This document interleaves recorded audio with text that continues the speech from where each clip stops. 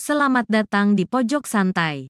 Sebelum Anda mendengarkan audiobook ini, kami menginformasikan bahwa channel ini adalah review audio dari buku yang ada di Indonesia. Untuk membaca keseluruhan buku ini, kami menyarankan membeli buku aslinya di toko buku kesayangan Anda, baik offline maupun online. Keberadaan channel ini dimaksudkan untuk membantu Anda mendapatkan pengetahuan dari buku-buku kesayangan Anda. Jangan lupa untuk subscribe, like, dan komen. Selamat datang di Pojok Santai, channel khusus yang membahas komik dan novel dengan cara asik. Kesal karena Wiro Sableng alias pendekar Kapak Maut Naga Geni 212 melakukan tindakan sendiri dalam menginterogasi Koan-Koan, membuat Peklan nekat bergerak sendiri. Berhasilkah Peklan? Yuk dapatkan jawabannya di video berikut ini.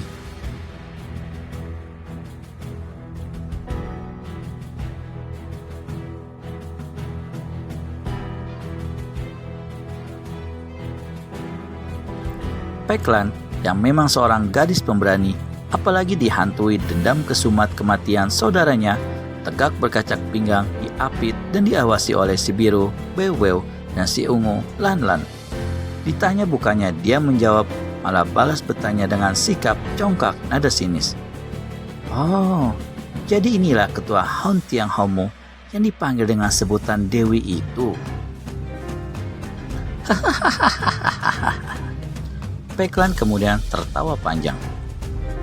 Tampangmu juga cantik, cuma sayang hatimu lebih busuk dari comberan dan kejahatanmu lebih ganas dari iblis. Dewi, biar ku robek mulut gadis kurang ajar ini, teriak si hitam Ling-Ling. Ketua Hon Tiang Homo lambaikan tangan dan berkata, yalinya cukup mengagumkan Ling-Ling dan potongan tubuhnya menunjukkan bakat silat yang bagus. Kau ada harapan untuk kujadikan murid serta pembantuku seperti nona-nona yang lain ini. Peklan keluarkan suara mendengus dari hidung. Aku datang kemari bukan untuk menghambakan diri pada iblis macammu ini. Oh, lantas apa perlumu datang kemari dan lewat terowongan rahasia segala? Untuk mencincangmu. Kau bertanggung jawab atas penculikan dan kematian kakak laki-lakiku. Apakah kakakmu yang bernama Oel Siong Ang itu? Dia sungguh cakap dan amat pandai melayaniku di atas tempat tidur. Perempuan cabul, mampuslah! Teriak Peklan marah sekali dan melompat ke muka hendak kirimkan tendangan ke kepala ketua Hon Tiang Homo. Namun maksudnya ini tidak kesampaian karena Ling-Ling dan Lan-Lan cepat mencegahnya. Dewi, sebaiknya gadis binal ini buru-buru saja disingkirkan, kalau tidak bisa bikin berabe, berkata Bew-Bew. Menyingkirkannya soal mudah muridku, tapi bagaimana pendapatmu kalau mukanya kita cincang hingga wajahnya yang cantik menjadi lebih buruk dan seram dari muka setan? Sehingga seumur-umur tak satu pemuda pun ingin mendekatinya. Perempuan gila, sentak Peklan. Jika kau punya nyali, mari kita bertempur sampai 1000 jurus. Gadis sundel, si hitam Ling-Ling memaki.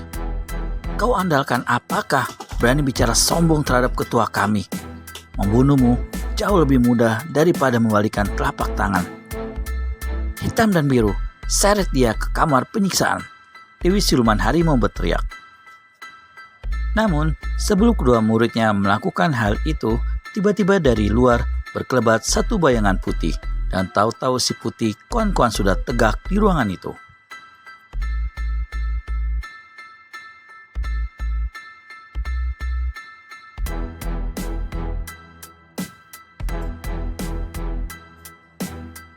Di bahunya, dia memanggul sesosok tubuh pemuda berpakaian putih. Begitu melihat pemuda ini, Peklan keluarkan suruhan tertawan. Si pemuda yang bukan lain adalah pendekar 212 Wiro Sableng. Saat itu, Koan-Koan telah mengenakan kembali pakaian samaranya dan topeng tipisnya. Dia meletakkan sosok tubuh Wiro di lantai, menjura di hadapan sang ketua dan berkata, Dewi, tugas telah kujalankan, cuman mohon dimaafkan agak menyimpang sedikit dari yang diperintahkan. Semula Dewi menugaskan aku akan membunuh pemuda ini, namun ketika melihat dia memiliki paras yang cukup gagah, maka dalam perkelahian aku cuma menotoknya lalu membawanya kemari dengan harapan siapa tahu Dewi berkenan padanya. Ketua Hun Tiong Homo kerjitkan kening, sepasang alis matanya naik ke atas. Dia bangkit dari kursi emas dan melangkah mendekati sosok tubuh Wiro. Dengan ujung kakinya yang dibungkus dengan kasut sutra merah, dia membalikkan kepala Wiro untuk dapat menilai wajah pemuda itu lebih jelas. Ternyata tampang Wiro memang membuat dia terpikat. Aku memang belum pernah dapat pemuda asing. Kelihatannya dia kuat sekali. Sang Dewi tertawa di kulum dan meneguk ludahnya beberapa kali, lalu dengan gembira menepuk-nepuk bahu koan-koan yang saat itu sudah menanggalkan pakaian luar serta topeng tipisnya. Kau memang muridku yang bijaksana dan banyak berjasa. Panjang pikiran dan tahu bagaimana kesenangan guru serta ketuamu ini. Bagus sekali koan-koan, bagus sekali.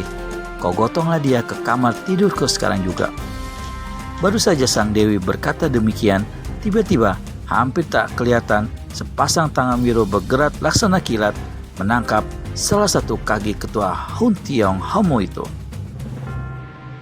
Di lain kejap terdengar satu bentakan dan tubuh sang Dewi mencelat mentalak udara. Hah! Semua orang terkejut bukan kepalang. Ketua Hun Tiong Homo kelihatan jungkir balik 3 kali di udara, kemudian tegak di lantai kembali. Wajahnya merah laksana bara. Sepasang matanya berapi-api menatap pada pendekar 212 Wiro Sableng yang berdiri di samping koan-koan sambil satu tangan tolak pinggang, tangan lain garuk-garuk kepala dan tertawa gelak-gelak. Wih, tiada dinyana ketua Hun Tiong Homo begini cantiknya dan pandai main akrobat pula. Kata Wiro masih terus tertawa-tawa. Jada, koan-koan, kau berani menipuku. Kau telah bersekongkol untuk mengkhianatiku ya. Ketua Hun Tiong Homo meluap amarahnya bukan kepalang. Dia berpaling dan berteriak. Ringkus murid murtad itu. Aku akan hadapi bangsat bernama Wiro Sableng ini. Melihat kawan-kawan atau saudara seperguruannya hendak bergerak, koan-koan cepat berseru. Saudara-saudaraku, tunggu dulu. Bukankah kita sudah sejak lama tersiksa hidup di puncak Hun Tiong San ini? Bukankah kita sejak lama ingin meninggalkan tempat celaka ini dan menempuh hidup di dunia luar secara wajar dan baik? Bukankah kita sering menyadari bahwa apa yang kita lakukan dan diperintahkan oleh Dewi semua bertentangan dengan hati kecil kita dan peri kemanusiaan? Apakah akan kita rusakkan lebih jauh hidup kita yang cuma sekali ini di dunia? Hari inilah saat yang kita tunggu-tunggu untuk mendapat kehidupan bebas yang kita rindukan. Hari ini, kebenaran akan menghancurkan malapetaka yang bersumber di puncak Hun Tiong San ini. Mari, ikutlah bersamaku untuk kembali pada hidup yang benar dan keluar dari azab neraka ini. Mendengar kata-kata koan-koan yang penuh semangat itu, 4 saudara seperguruannya jadi bimbang. Melihat ini, marahlah ketua Hun Tiong Homo. Ia berteriak, "Lekas bunuh murid murtad itu. Kalau tidak, kalian berempat akan mendapat hukuman berat." 4 murid sang ketua semakin bingung. Kesempatan ini hanya sekali saudara-saudaraku. Kalau sampai luput, kalian akan celaka sampai di liang kubur. Pesuruh koan-koan. Aku, si geblek yang bernama Wiro Sableng ini akan membantu kalian. Wiro pentang mulut. Ya, aku juga, teriak Peklan. Murid jadah, kau layak mampus duluan. Kemarahan ketua Hun Tiong Homo tak terkendalikan lagi. Sekaligus dia jentikan 5 jari tangan kanan yang sudah dialiri seluruh tenaga dalam yang ada ke arah koan-koan. Gadis ini berseru tegang dan secepat kilat menyingkir. Ah! Dalam pada itu, Wiro telah lepaskan pukulan sinar matahari yang membuat istana emas itu laksana dilabrak geledek. Boom! Satu dentuman terdengar. Semua orang yang ada di sini terpental ke samping. Sedang salah satu dinding ruangan yang terbuat dari emas meleleh dan berlubang besar. Ketua Huntiang Haumo kaget bukan kepalang.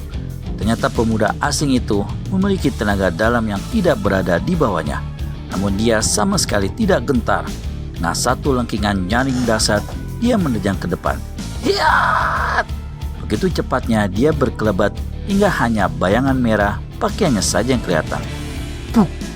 Satu jotosan melabrak dada Wiro Sableng. Pendekar ini terpental sampai satu tombak. Darah kental kelihatan meleleh di sebelah bibirnya. Melihat ini, Kuan jadi bergeming. Jika sampai Wiro kalah oleh ketuanya, pastilah dia bakal celaka pula.